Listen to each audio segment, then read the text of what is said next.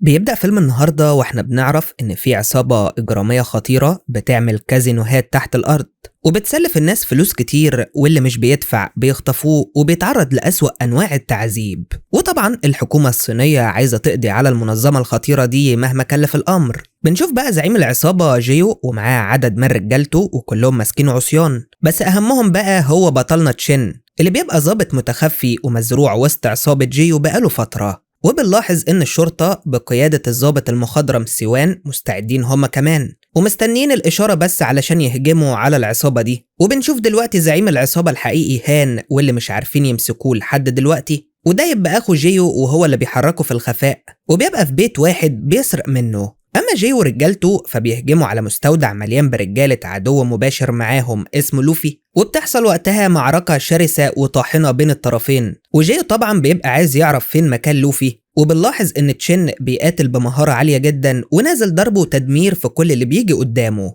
وبيبقى اكتر من 100 راجل حرفيا بيضربوا بعض بكل الادوات والطرق الشرسة، بس التفوق بيكون لصالح تشين العنيد صاحب المهارات الاسطورية، لحد ما بيدخل معاه شخص في قتال وبيبقى قوي للغاية، فبيضطر تشين يعلي الفولت شوية وبينزل ضرب فيه بمهارة منقطعة النظير، خصوصا ان الراجل شرس وممكن يأذي بطلنا في اي وقت، لكنه يعني بيدمره زي ما عمل مع الباقيين، لحد ما الزعيم جيو بينادي على الكل وبيبقى جميع اتباع لوفي مرميين على الارض.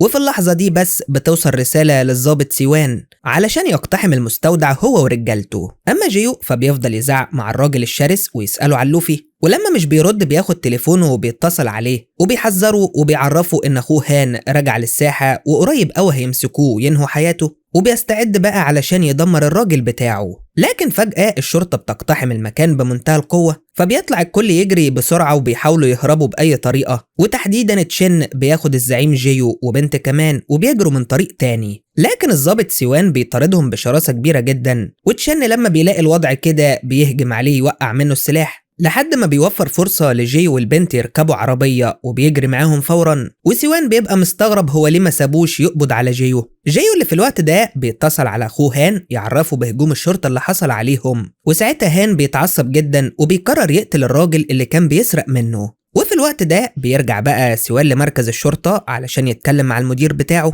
واللي بيبقى واقف قدام مجموعة صور بتمثل شبكة الإجرام في الصين كلها. والمدير ساعتها بيعرف سيوان إن جات لهم معلومات بعودة هان، والمعلومة دي اتأكدت بعد اللي عمله تشين النهاردة، خصوصا بعد ما منعهم من القبض على جيو، فأكيد بيرتب للقبض على هان الراس الكبيرة. المهم لما بيدخل الليل بيبقى جيو واللي معاه وصلوا لوقر سري يرتاحوا فيه شوية، والبنت بتبدأ تعمل إسعافات أولية لتشين لأنه اتصاب، وبيتصل جيو على أخوه يعرفه مكانهم حاليا وبيأكد له إنه مستغرب إزاي الشرطة وصلت لهم بالسرعة دي. أما سيوان فكان قاعد يبص على الصور ويفتكر ذكرياته مع تشين وإزاي كانوا بيتدربوا على القتال سوا، وتشين كان بارع جدا وبيقدر يكسبه على طول، وإن المفروض سيوان كان هو اللي يتم زرعه وسط عصابة جيو، لكن لأن وشه معروف وقع الاختيار على صديقه المقرب تشين. وبيبقى سيوان قلقان عليه وبيسأله إذا كان في أي حاجة يقدر يوفرها له قبل ما ينضم، فبيطلب تشين إنه ياخد السلسلة المميزة بتاعته علشان تجيب له الحظ مش أكتر. وفي وقتنا الحالي بقى بيتفاجئ تشين بجيو بيحط البندقية في دماغه وبيسأله إذا كان هو اللي بلغ الشرطة وخلاهم يهجموا عليهم، فبتستغرب البنت لأن تشين معاهم بقاله كام سنة،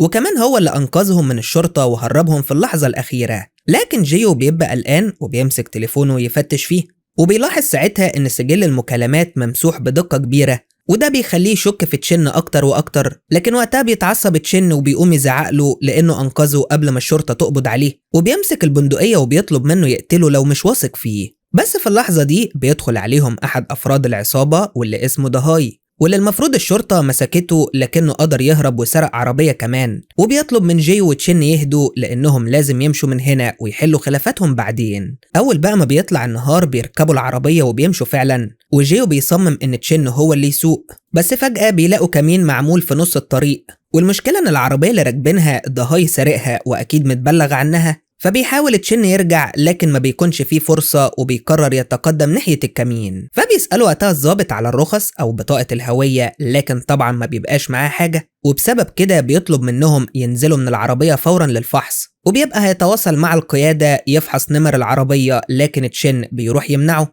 وهنا بقى بيوصل سيوان علشان يتكلم مع الضابط، وأول ما بيلمح جيو وتشين بيتصدم، فبيهجم عليه تشين بسرعة وبيطلب من جيو والباقيين يهربوا فورا، وبيدخل في قتال شرس مع سيوان وهو بيتكلم معاه، وبيفهم منه إن هو اللي أطلق سراح دهاي علشان يشكوا فيه ويبعد أنظار العصابة عنه. أثناء الضرب بقى بيفهموا تشين إن هان رجع لكن لسه مقابلوش، وده اللي خلاه يهرب جيو علشان يفضل معاه لحد يعني ما يقدروا يوقعوا الراس الكبيرة للعصابة. وفجأة ساعتها بتتحدف قنبلة على عربية تفجرها، وجيو اللي معاه بينزلوا ياخدوا تشين في عربية سرقوها وبيتحركوا من المكان فورا. في الوقت ده صديقي بنشوف لوفي اللي الدنيا مقلوبة عليه ده، واللي بيروح لمهندس في موقع العمل وبيعرفه ان هان رجع وبيدور عليه، وبيطلب منه فلوس علشان يأجر ناس كتير ويقدر يقتله قبل ما يوصل له. وبنفهم ان المهندس متورط مع لوفي في شغل كتير مشبوه، وعلشان كده ما بيقدرش يرفض وبيديله الفلوس اللي محتاجها. اما هان فبيكون قاعد في بيت آمن وعمال يغني ولا على باله اي حاجة، لحد ما بيلاقي جيو اللي معاه وصلوا وبيرحب بيهم جامد، لانه كان مختفي من فترة طويلة ومحدش كان يعرف مكانه. وبيعرفهم هان انه زهق من الاختباء وعايز يرجع بيته، لكن الاول لازم يلاقي لوفي ويقتلوه لانه ممكن يغتاله في اي وقت. بس جيو بيروح يتكلم معاه وبيحكي له عن موضوع تليفون تشين وانه لقى سجل المكالمات ممسوح. ووسط توتر وترقب من الجميع بيقرب هان من تشين وبيديله التليفون، وهو بيعرفه انه بيحب يمشي ورا حيتسو دايما وهيثق فيه، وبيقرر يكلفه بقيادة الفريق للهجوم على اماكن لوفي في المدينة كلها لحد ما يلاقوه بأي طريقة. بس لما بيعرف هان ان دهاي اتمسك من الشرطة وبعدين هرب بيقلق،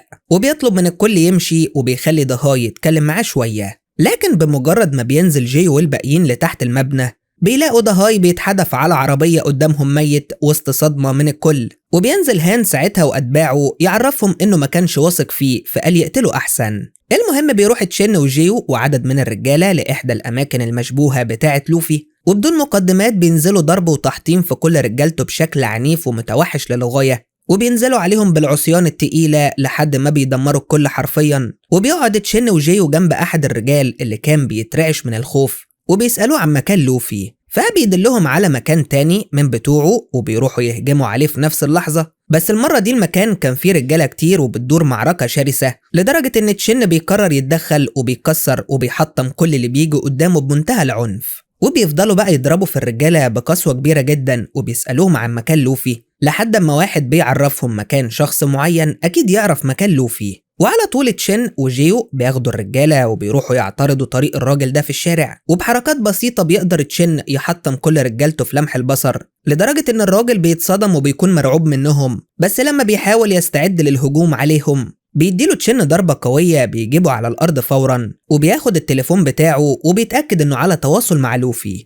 وفي الوقت ده بيبقى لوفي قاعد في قصر فخم وبيستمتع في حمام السباحة، ورجالته بيعذبوا أحد الرجال اللي استلف فلوس كتير ومش قادر يسددها، وبيبان ان لوفي عنيف جدا وما يفرقش معاه حاجة غير الفلوس، وبيفضل يغرق الراجل في المية بشكل متوحش للغاية. وبيبقى وقتها سيوان وزمايله عرفوا مكانه وبيحاصروه من كل الاتجاهات، وطبعا مستنيين ظهور هان علشان يقتحموا ويقبضوا عليه. لكن جي وتشين وباقي العصابة بيوصلوا الأول وبينزلوا ضرب وتدمير في رجالة لوفي بكل قوة ومهارة، لدرجة إن لوفي بيكون مصدوم إن رجالته عمالة تتضرب قدامه واحد ورا التاني ومحدش عارف يعمل حاجة، فبيحاول يهرب بسرعة. لكن تشين بيقول له رايح فين يا حبيبي، وبيديله رجل يرميه في حمام السباحة وبيمسكوه. وساعتها بيتصل تشين على هان يعرفوا إنهم مسكوا لوفي أخيرا وقدامهم دلوقتي، فبيهنيه هان إنه قدر يمسكه بالسرعة دي، لكن بيصدمه لما بيطلب منه يطلق سراحه. وحتى جيو نفسه بيستغرب نسيبه ليه بعد ما تعبنا علشان نوصل له اساسا، لكن ما بيقدرش يكسر كلام اخوه وبيضرب لوفي ضربه قويه كده وبيسحب رجالته من المكان. طبعا سيوان لما بيشوف الموضوع كده بينسحب هو وزمايله فورا، وبيرجع للمكتب وهو متضايق وعمال يفكر، وبيبقى قلقان على تشين احسن يكونوا كشفوه ولا حاجه. ولما بيدخلوا مدير الشرطه بيصارحوا سيوان بحقيقه مخاوفه دي، لدرجه انه بيقترح يعملوا انسحاب هادي لتشين ويبعدوه عن العصابه،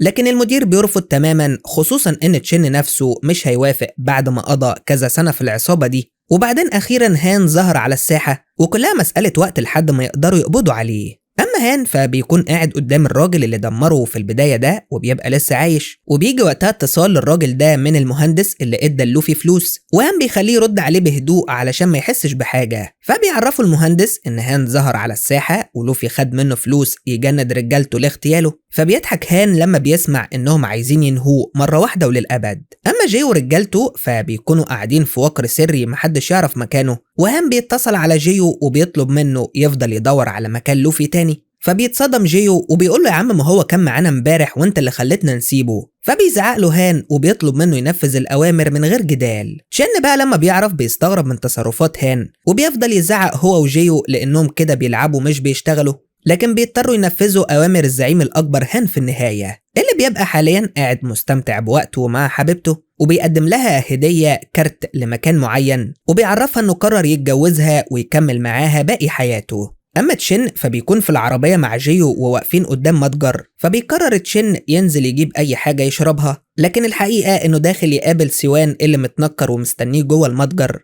وبيبلغوا تشين وقتها إنه شاف هان أخيرا بس بيغير مكانه كتير، وبيطلب منه المساعدة علشان يعرفوا مكان لوفي الجديد. فبيديله سيوان تفاصيل معينة وبياخد بعضه وبيمشي. وتشين بقى بيطلع يدي مية لجيو علشان ما يشكش في حاجة لحد ما سيوان ياخد بعضه ويمشي. بس وهم واقفين بيشوفوا الراجل اللي ضربوه وخدوا تليفونه قبل كده، فبيحدفوا عليه المية وبيطلعوا يجروا وراه بأقصى سرعة لحد ما بيمسكوه وبيقفوا يسألوه عن مكان لوفي الجديد. فبيديهم العنوان بالتفصيل واللي بيبقى في فندق معين. فبيضربوا تشين يفقدوا الوعي وبيتحرك مع جيو بسرعة، واللي فورا بيتصل بهان يبلغوا انهم عرفوا مكان لوفي خلاص وهيروح مع تشين دلوقتي. بس الغريب ان هان بيطلب منه ما يروحش ولا حاجة ويشكر تشين بالنيابة عنه. فبيقفل جيو معاه وهو مصدوم وما بقاش فاهم حاجة خلاص، وبيفضل يزعق مع تشين وهو متعصب على الآخر لأنهم بعد ما لقوا مكان لوفي للمرة التانية منعهم هان يروحوا له. لكن المفاجأة بقى إننا بنشوف سيوان واقف مع الراجل اللي اتضرب، وبنفهم إنه مخبر ليه وسيوان اللي عرفوا العنوان علشان يوصلوا لتشين وجيو. وفي الوقت ده لوفي كان في غرفة الفندق وبيشرب ولا على باله أي حاجة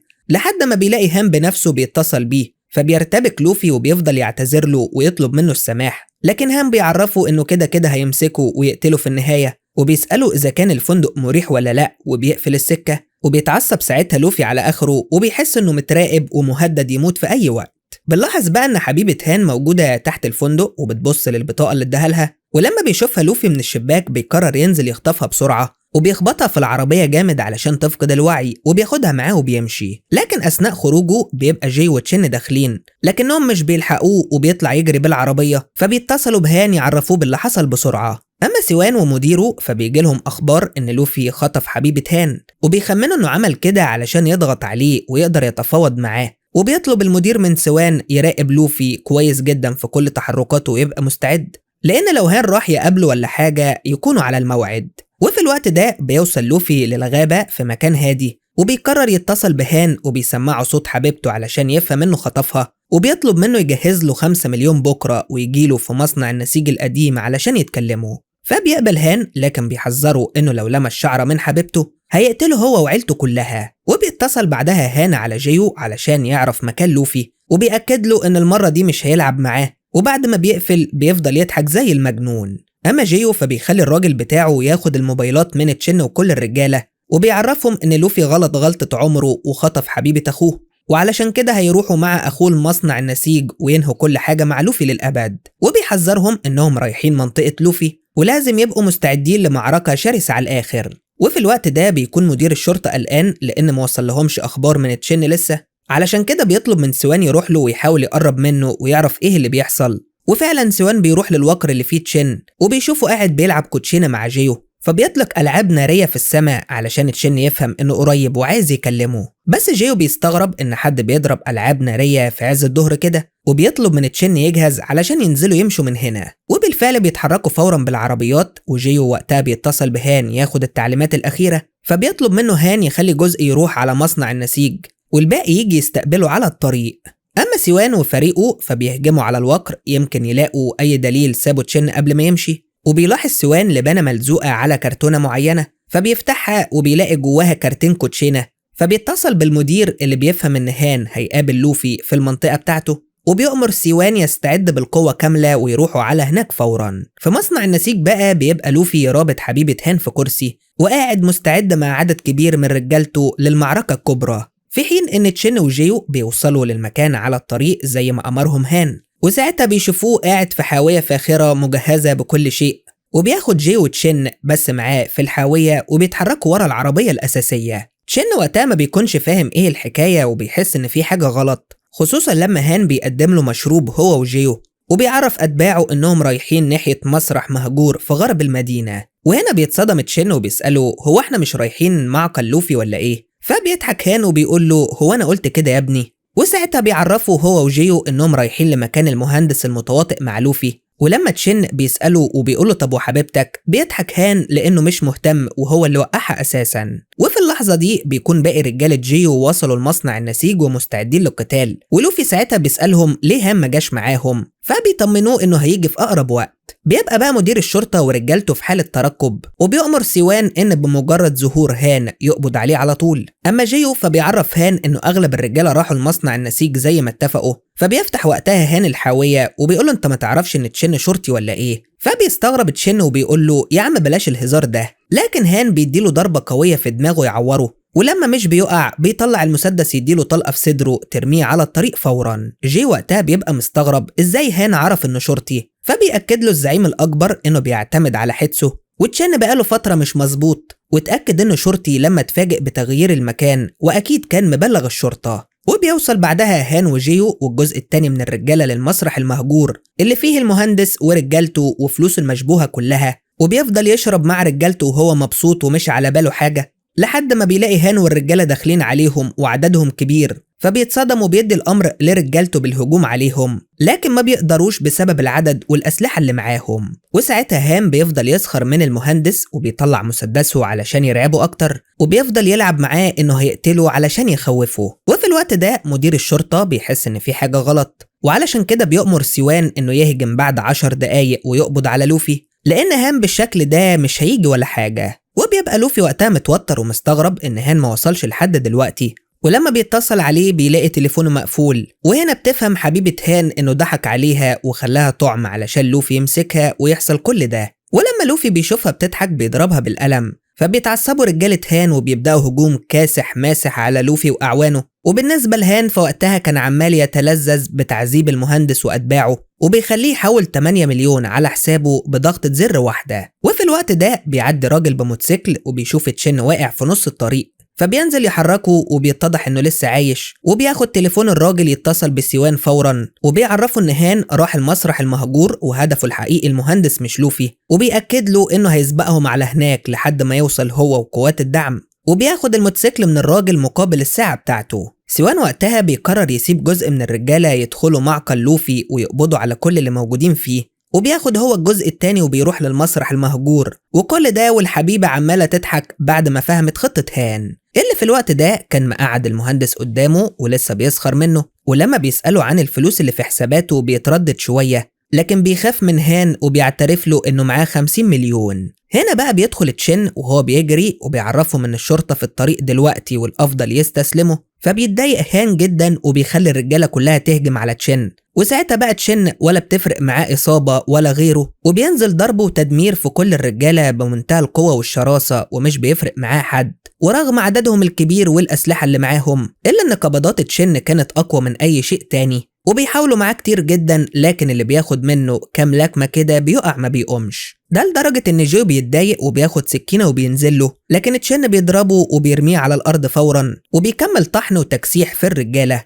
اللي بيتكتروا عليه وبيحاولوا يمسكوه، لكن تشين ولا بيفرق معاه وبيكمل ضرب فيهم بكل عنف ووحشية لحد ما بيكلبشوه خالص وما بيبقاش قادر يتحرك. وهنا بيكون سيوان وفريق الدعم وصلوا قبل لحظة من قتل هان لتشين، وساعتها تشين بيوقع المسدس من ايده وبينزل ضرب فيه بمنتهى القوة. لكن الصدمة ان هان المجنون مركب متفجرات على جسمه وممكن تنفجر في اي وقت، وساعتها الكل بيقف في حالة ترقب لانهم لو ضربوا النار عليه هينفجر وكلهم هيموتوا. وبيبقى هان كمان ماسك ريموت التفجير وبيهددهم باقصاء الكل من المعادلة، فبيحاول تشين يأثر عليه بالكلام علشان يسلم نفسه، لكن هان بيسخر منه وكان هيدوس على الريموت، لكن المهندس بيطيره من ايده فورا، ومن بعده القناص بيضرب هان طلقة في دماغه بيقضي عليه في الحال. وبيتم القبض على الباقيين، وسيوان بيقف يطمن على تشين وبيبقى مستغرب انه ما تأثرش بالطلقة اللي خدها في جسمه، لكن بيتضح انها جت في السلسلة اللي خدها من سيوان في البداية. والاتنين بيفضلوا يضحكوا مع بعض بعد ما قدروا يوقعوا رؤوس الفساد في المدينة أخيرا. وبعد كده مدير الشرطة بيعمل مؤتمر وبيمدح تشين وسيوان وكل أفراد الفريق واللي كانوا بيجازفوا بأرواحهم في سبيل تحقيق السلام في الصين مهما كلف الأمر، وبيطلب منهم في النهاية يعملوا لايك على الفيديو واشتراك في القناة علشان يعني لو طلعوا مهمة تانية ولا حاجة تقدروا تشوفوها عندنا. وبس أشوفكم الفيلم الجاي، سلام.